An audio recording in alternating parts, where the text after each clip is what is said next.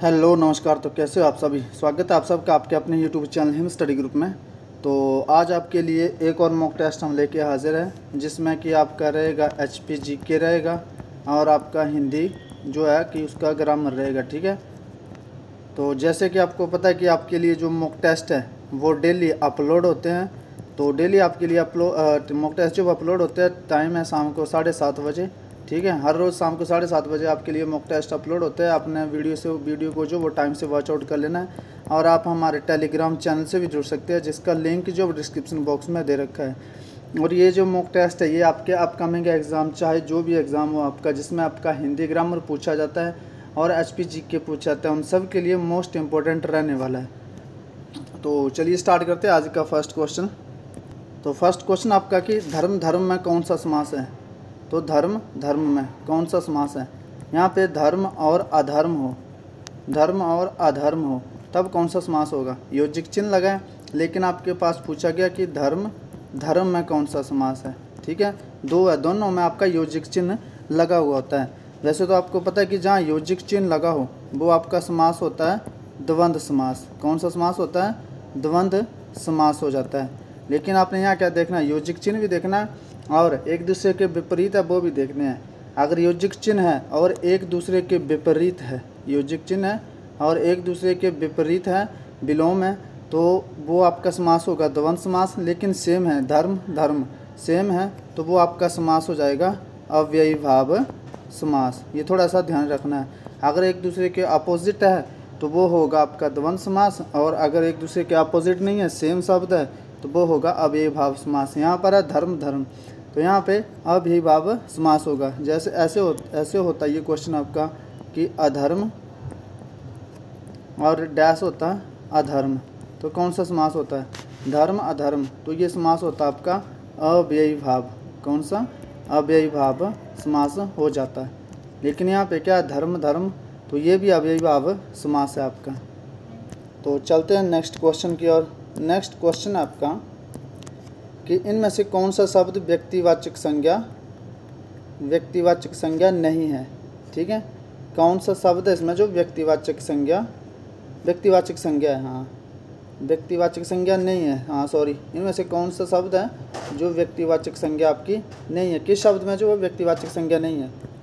तो आपने इसमें ये बताना है कि कौन सा शब्द है जो व्यक्तिवाचक संज्ञा नहीं है। अच्छा, हिमालय पर्वत का नाम है, व्यक्तिवाचक संज्ञा। गंगा नदी का नाम है, व्यक्तिवाचक संज्ञा। राम किसी का नाम है तो व्यक्तिवाचक संज्ञा। लेकिन नदी क्या है, ये आपकी जाति बताती है। क्या बताती है, जाति। तो ये कौन सी संज्ञा होगी आपकी, जातिवाचक संज्ञा। जैसे आता है, ऐसे तो नहीं बोला कि ब्यास नदी, ठीक है, ऐसे होता तो ये व्यक्तिवाचक संज्ञा होता है। सतलुज नदी ऐसे होता तो ये आपका व्यक्तिवाचक संज्ञा होता है। ठीक है। चिनाब होता और नदी होता तो ये क्या होता आपका व्यक्तिवाचक संज्ञा होता है। लेकिन यहाँ सीधे डायरेक्टली नदी पूछा है तो नदी जो आपकी है जातिवाचक संज्ञा है। चलते हैं नेक्स्ट क्वेश्चन की ओर। ये क्वेश्चन है आपका कि ये बोल रहा है कि लड़का बाजार से लौटा, वाक्य में कौन सा कारक है। लड़का जो वो बाजार से लौटा, वाक्य में जो वो कौन सा कारक है। कारक बताना आपने। अच्छा, ये कर्म कारक हो जाएगा, करण कारक हो जाएगा, संप्रदान कारक हो जाएगा आपका, या अपादान कारक। तो लड़का बाजार से लौटा, लड़का बाजार गया है, वहाँ से लौटा है, तो ये कौन सा कारक है आपका। तो ये जो आपका कारक हो जाएगा अपादान कारक। कौन सा कारक, अपादान कारक हो जाएगा। तो अपादान कैसे होगा, क्योंकि लड़का जो है एक जगह, ये बाजार है, ये उसका घर है, तो ये घर बाजार गया, ठीक है, यहाँ से लौटा, तो ये बाजार को छोड़ के घर आया, तो ये क्या हुआ, इस जगह को छोड़ के आया। ठीक है। तो जैसा कि आपको पता है कि जहाँ पे अलगाव हो, किसी जगह को छोड़ना, अलगाव होता है कि दूर जाना, अलगाव हो, भय हो और तुलना हो। ठीक है। अलगाव, भय हो, तुलना हो, उस जगह हमेशा आपका अपादान कारक यूज़ होगा। तो लड़का बाजार से लौटा, इसमें कारक हो जाएगा अपादान। चलते हैं नेक्स्ट क्वेश्चन की ओर। नेक्स्ट क्वेश्चन है कि केवल मुंह से बोले जाने वाले स्वर वर्णों को क्या कहा जाता है। तो केवल मुंह से बोले जाने वाले स्वर वर्णों को क्या कहते हैं। विसर्ग कहते हैं, अनुस्वार कहते हैं, अनुनासिक या निरानुनासिक। तो ये होता है आपका अनुस्वार।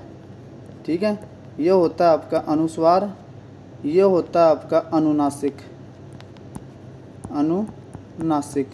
लेकिन यहाँ पे पूछा गया है कि केवल मुंह से बोले जाने वाले स्वर वर्णों को क्या बोला जाता है, तो उसको बोला जाता है निरानुनासिक।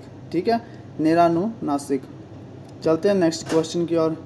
नेक्स्ट क्वेश्चन है कि जय और पराजय में कौन सा समास है? जय पराजय, तो जय पराजय, जय पराजय, जय और पराजय योजिक चिन्ह है, जय और पराजय है। ठीक है, जय और से भी सेंस बन रहे हैं, इसको कैसे लिख सकते हैं? जय और पराजय। तो ये समास हो जाएगा आपका द्वंद्व समास हो जाएगा। कौन सा समास हो जाएगा? द्वंद्व समास हो जाएगा। चलते हैं नेक्स्ट क्वेश्चन की ओर। नेक्स्ट क्वेश्चन है कि मीठा आम में मीठा किस प्रकार का विशेषण है? परिणामवाचक विशेषण है, गुणवाचक, संख्यावाचक या व्यक्तिवाचक? तो मीठा आम। ठीक है, मीठा आम। आम कैसा है? मीठा।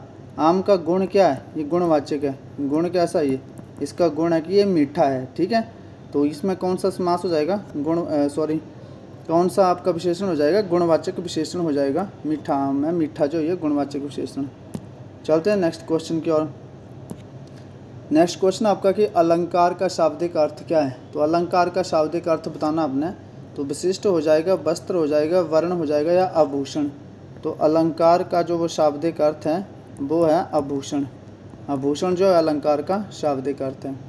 चलते हैं नेक्स्ट क्वेश्चन की ओर।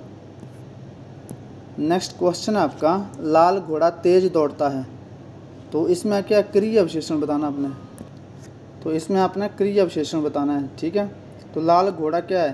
तेज दौड़ता है, तेज दौड़ता है। तो दौड़ना क्या है? क्रिया। ठीक है, दौड़ना क्रिया, और क्रिया की विशेषता क्या है?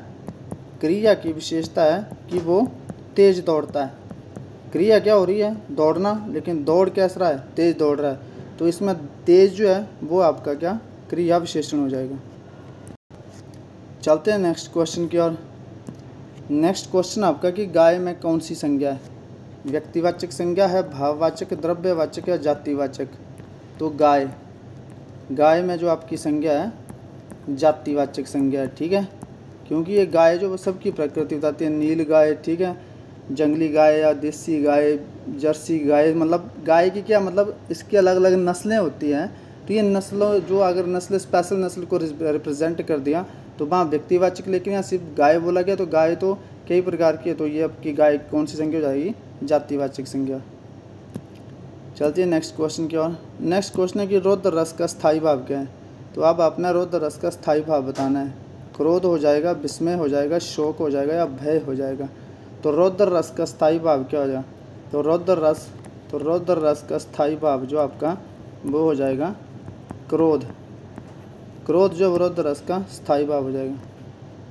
तो ये था आपका हिंदी ग्रामर का सेक्शन। अब आपका HP GK का सेक्शन रहेगा आगे।